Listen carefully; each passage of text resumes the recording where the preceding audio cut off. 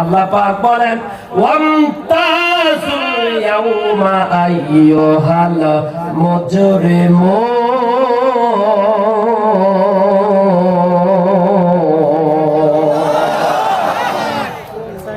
পৃথক হয়ে যাও, পৃথক হয়ে যাও।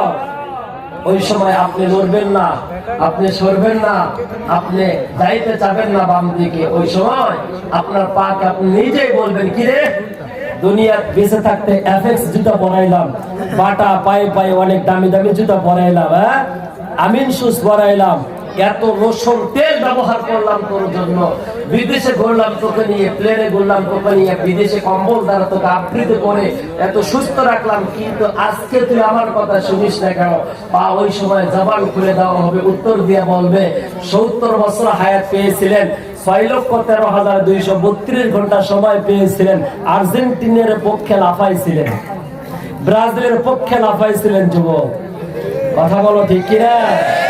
18 তারিখে তরুণ যুবকদের লাফালাফি ঝাফাঝাফিতে থাকা যায় না। বাংলাদেশ রাত 12টার পরে গোল হয়ে গেল 2-3টা, এর জন্য ঝাফাঝাফি লাফালাফি করলো, একটা র্যাব একটা পুলিশ তোমাদের বিপক্ষে অ্যাকশন নিল না।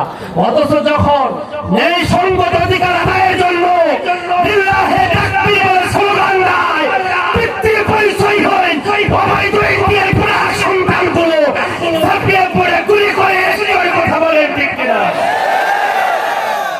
কথাকে ভুল বলেছে, ওকে গালি দিয়েছি, খেলা তো হবে, খেলা হবে নিজে থাকলো না, ভালো করে কও শুনি, খেলা তো হবে। সূরা মুলুক মনে রাখেন, সূরা মুলুক 2 নাম্বার পারা, 29 নাম্বার পারা, 2 নাম্বার হচ্ছে আয়াত, 29 নাম্বার পারা, সূরাতুল মুলুক। আল্লাযী খালাকাল মাউত ওয়াল হায়াত লিয়াবলুকুম আইয়ুকুম আহসানু আমালা।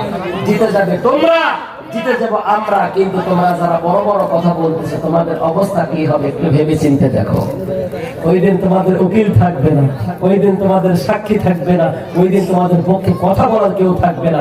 কোরআন যদি সত্য হয়ে থাকে, যারা কোরআনের জন্য আন্দোলন করতে গিয়ে, দিন প্রতিষ্ঠার আন্দোলন করতে গিয়ে পা হারাচ্ছে, মামলা খাচ্ছ, জেল জরিমানার এমন যারা তোমরা সহ্য করে বেঁচে আছো, ইনশাআল্লাহ তোমাদের বিজয় হবে। কথা বলেন ঠিক কিনা? তোমাদেরই বিজয় হবে। রাত 12টার পরে মিছিল মিটিং নিয়ে ব্যস্ত থাকলা, তোমাদের উপরে কোন মামলা হলো না, হামলা হলো না। অথচ লিল্লাহি তাকবীর চট্টগ্রাম বলার কারণে তাকে বলা হলো যুদ্ধ অপরাধীর ছেলে। কথা বল ঠিক কিনা? লিল্লাহি তাকবীরের স্লোগান দেওয়ার কারণে হিন্দু পুলিশ আমাদের বিরোধিতা করে, লজ্জায় মাথা নিচু হয়ে যায়। এটা নাকি বাংলাদেশ জামাত ইসলামের স্লোগান। সত্যি যদি জামাত ইসলামের স্লোগান হয়ে থাকে, তাহলে সারা বাংলাদেশের সকল দলের ভিতরে চরিত্রবান, ভালো, নিষ্কুলুষ, পরিষ্কার, রিটেন ক্লিয়ার যদি কোন দল বাংলাদেশে থাকে, সেটাই হলো বাংলাদেশ জামাত ইসলাম। ওই দলের সাপোর্ট যদি কোনো দল থেকে থাকে, ছাত্র দল, সেটাই হলো বাংলাদেশ নিষ্পাপ, রিটেন ক্লিয়ার, নিষ্পাপ দল হচ্ছে ছাত্র শিবির। কথা বলেন যাদের কোন দলের ভিতরে একটা ছাত্র মেয়েদের রিলেশন নাই, ওরা মা বোনের কান্নার কারণে কোনদিন জেল খাটে না। ইতিহাস বাংলাদেশের 52 বছর। কথা কোন ঠিক কিনা? ওরা মেয়েদেরকে প্রাইভেট পড়ায় না, টেন্ডারবাজি করে না, খুন করে না, ধর্ষণ করে না, রাহাজারি করে না। ছাত্র শিবিরের চরিত্র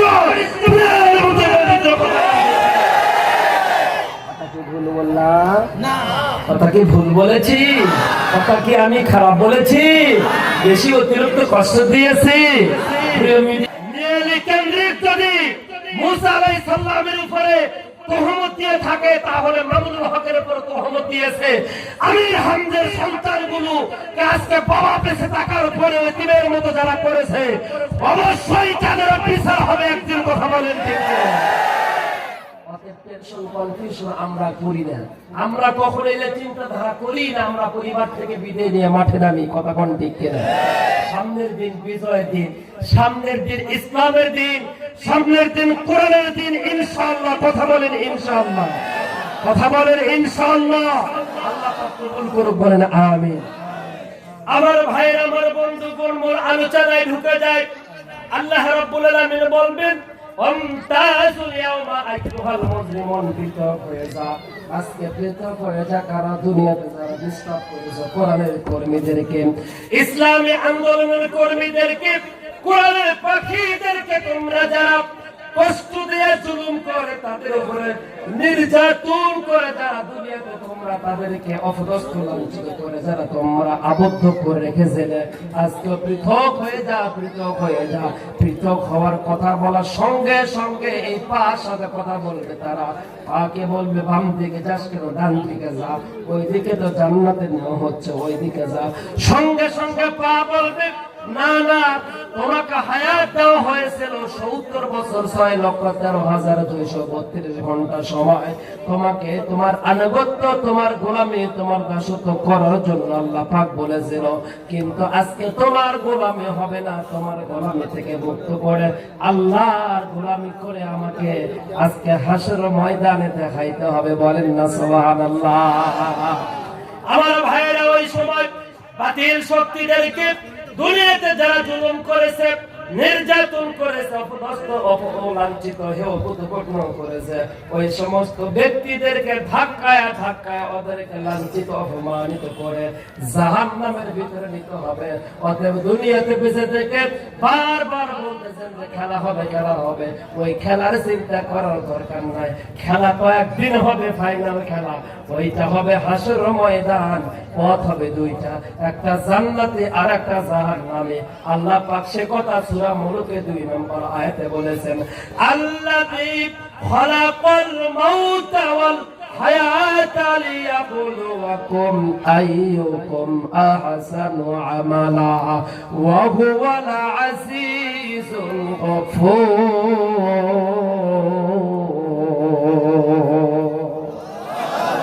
হায়াত দিয়েছিলাম 50 বছর, হায়াত দিয়েছিলাম 55 বছর, 60 বছর, 70 বছর।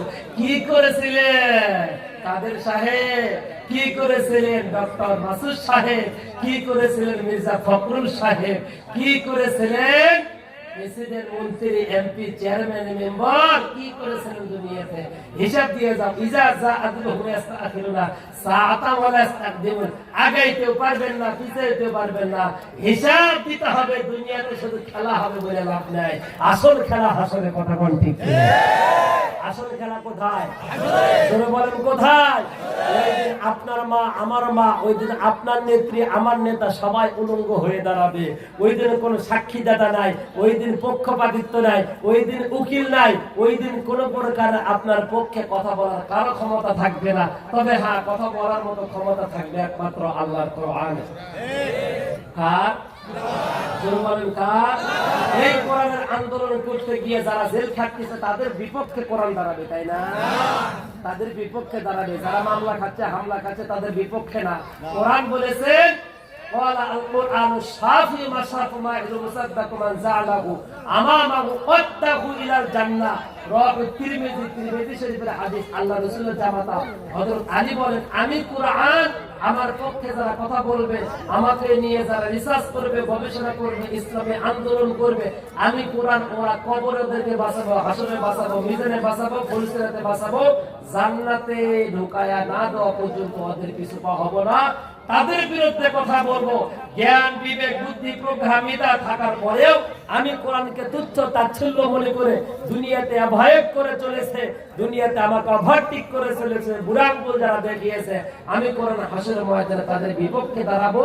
যতক্ষণ জাহান্নামে না যাবে ততক্ষণ পর্যন্ত আমি কোরআন তাদের পা কিছু ছাড়বো না, আমি তাদের বিপক্ষে দাঁড়াবো। নাউজুবিল্লাহ।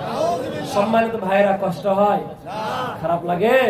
খারাপ তো তাদেরকে লাগবে যারা কোরআনের বিপক্ষে শক্তি, সামসিকের বাচ্চা, যারা দিনের আলোকে পছন্দ করে না। অতএব রাতের আলো অন্ধকার বেশিক্ষণ থাকে না। কথা কোন ঠিক কিনা? খেলা হবে হাসরের ময়দান, তবে নামাজের পরে আবার খেলা হবে। আছেন তো ইনশাআল্লাহ? নামাজের পর আছেন তো ইনশাআল্লাহ?